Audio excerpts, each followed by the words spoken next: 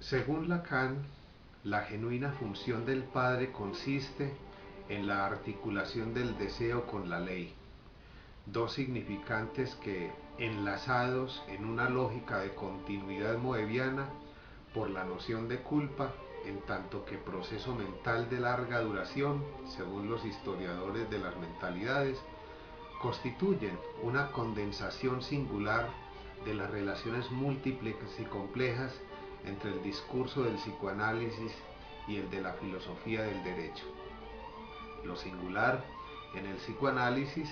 se diferencia de las categorías filosóficas de lo particular y lo universal, nociones estas que tanto el discurso de la filosofía como el de la ciencia tienden a considerar como las únicas válidas, se tienden a considerar como las únicas válidas. Lo singular, al estar en sintonía lógica con lo real en Lacan,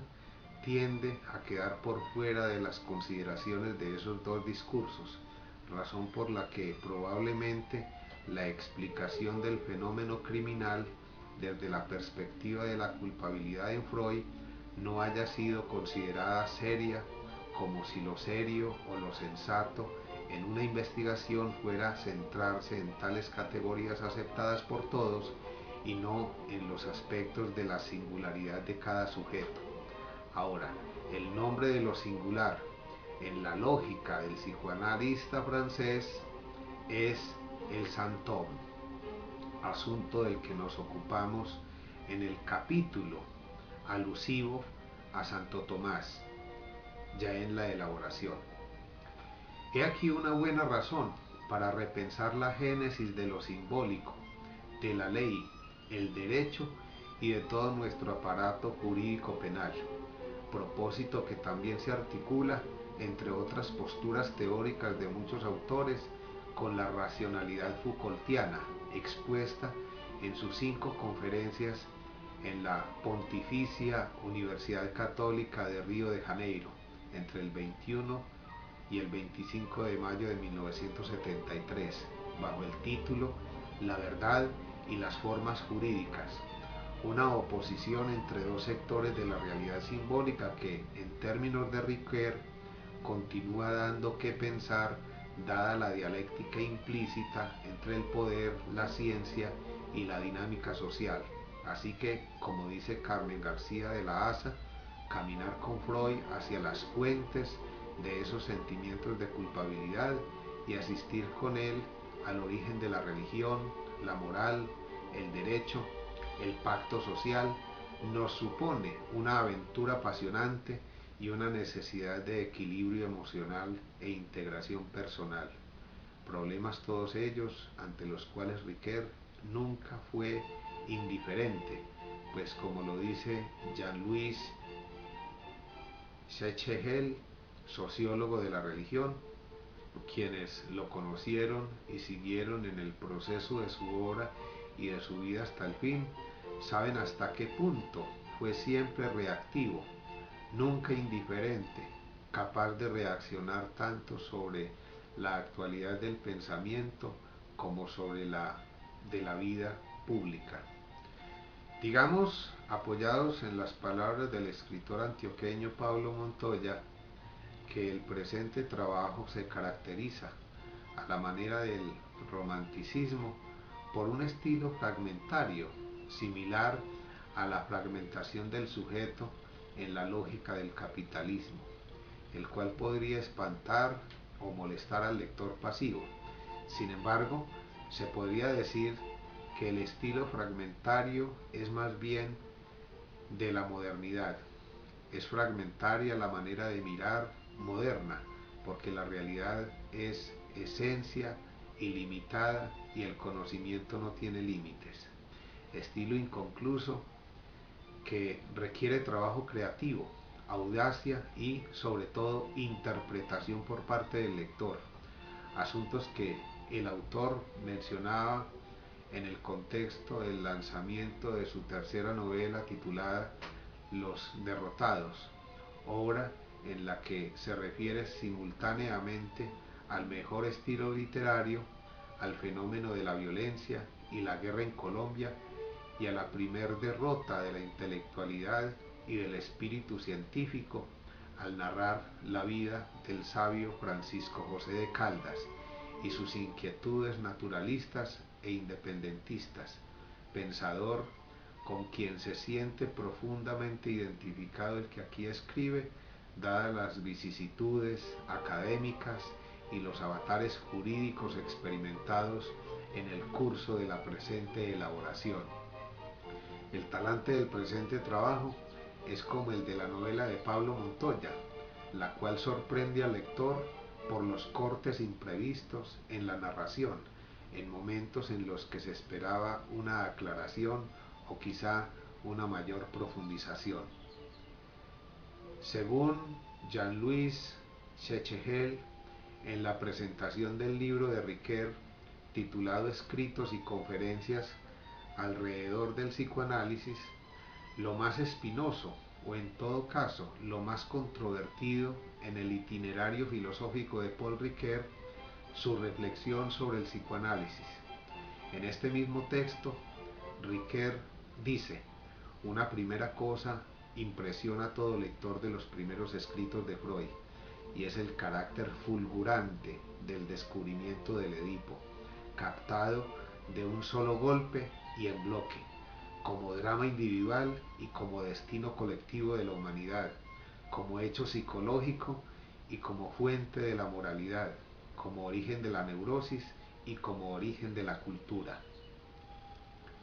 Así pues, examinamos desde una mirada hermenéutica una serie de huellas, símbolos, metáforas y significantes que se relacionan, partiendo del mito de Sófocles, Edipo Rey, a lo largo de la evolución de nuestra historia sociocultural, simbolizada en el presente trabajo por una síntesis de los períodos representativos, o sea, el período grecorromano, medieval, moderno y contemporáneo, con el siempre y significativo fenómeno del crimen, bien sea a partir de los conceptos de finitud y culpabilidad, íntimamente relacionados con una serie de conceptos y de reflexiones de la filosofía, o bien articulado con formaciones de compromiso, reactivas, sintomáticas, sustitutivas o sublimaciones, traducidas en hechos, construcciones o elaboraciones culturales que tendrían por propósito encauzar o limitar la variopinta expresión de las motivaciones, o sea, las pasiones internas a cometer delitos. En esta perspectiva, pensamos que el crimen, en tanto inclinación pulsional del mal radical del hombre, simbólica del mal según Ricoeur, hace parte de las pasiones de ese ser primitivo que todos llevamos dentro en nuestro inconsciente, el cual requiere ser controlado. Paul Ricoeur es claro en su escrito titulado El mal, un desafío a la filosofía y a la teología, texto del cual su sinopsis dice: el efecto más visible de esta extraña experiencia de pasividad que yace en el corazón del obrar mal es que el hombre se siente víctima precisamente por ser culpable. Similar desdibujamiento de la frontera entre culpable y víctima se observa cuando se parte del otro polo, puesto que la punición es un sufrimiento que se considera merecido. ¿Quién sabe si todo sufrimiento no es, de una u otra manera, el castigo por una falta personal o colectiva, conocida o desconocida? Esta interrogación, que verifica incluso en nuestras sociedades secularizadas la experiencia del duelo, recibe un refuerzo por parte de la demonización paralela que convierte el sufrimiento y el pecado en expresión de las mismas potencias maléficas. Tal es el fondo tenebroso, jamás desmitificado por completo, que hace del mal un único enigma. Hasta ahí la cita de Ricoeur. Si bien es cierto que el mal es algo estructural en el hombre, también es cierto que pueden haber circunstancias que lo pueden fijar y o desencadenar. Es el caso del personaje de la película dirigida por Peter Weber titulada Hannibal, el origen del mal, la cual es inspirada en una novela del mismo nombre del escritor Thomas Harris. En el film se muestra como un niño de 8 años, tras el trauma de la muerte de los integrantes de su familia en el contexto de la Segunda Guerra Mundial, establece una especie de identificación inconsciente con los criminales que lo convierte posteriormente, pese a su formación médica, en un peligroso asesino en serie. El mal en Riquer es el predominio de las pasiones. Ahora bien, tanto el propósito de regulación del impulso destructivo como el del acto criminal que se encuentra motivado por aquel son pensados aquí por los dispositivos simbólicos, fruto del trabajo y la creación cultural del hombre, con la finalidad de operar como instancias subjetivas de control. Lo simbólico, lo sabemos con Lacan, es un medio que limita aspectos tanto reales como imaginarios o míticos del actuar humano. Respecto a esto, nos referimos más ampliamente en el capítulo titulado Culpabilidad y simbólica del mal, basados en Anna Escribar Wicks en su escrito Caracterización de la hermenéutica en Paul Ricoeur, autor que definía al símbolo por su estructura semántica de doble sentido, uno explícito o científico con notación cognoscitiva y otro implícito o literario de notación emocional, caracterizado este último por un excedente de sentido, al cual bien podríamos llamar con Lacan lo imaginario. Con relación a los mitos, puesta en intriga, según Aristóteles, Ricoeur considera que no serían fábulas, esto es, historias falsas, irreales e ilusorias, sino la exploración en forma simbólica de nuestra relación con los seres y con el ser.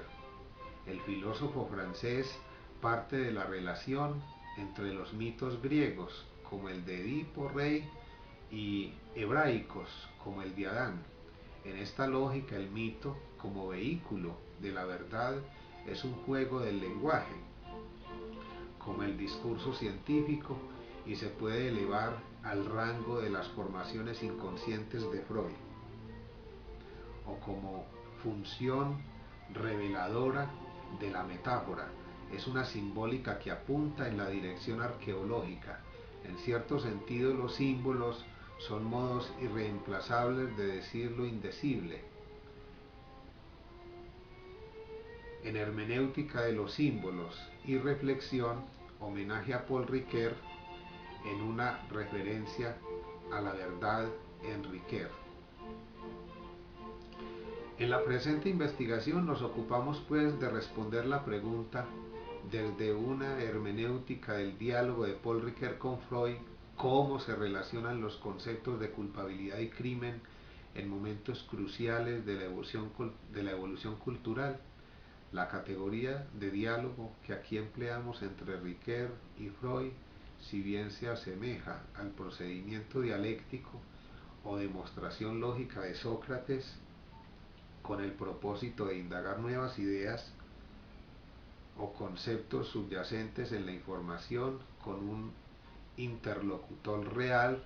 en el presente trabajo adquiere otro matiz, pues al diálogo lo pensamos con el profesor Gonzalo Soto Posada en su filosofía medieval en términos del consejo dado por la Pitia a Zenón,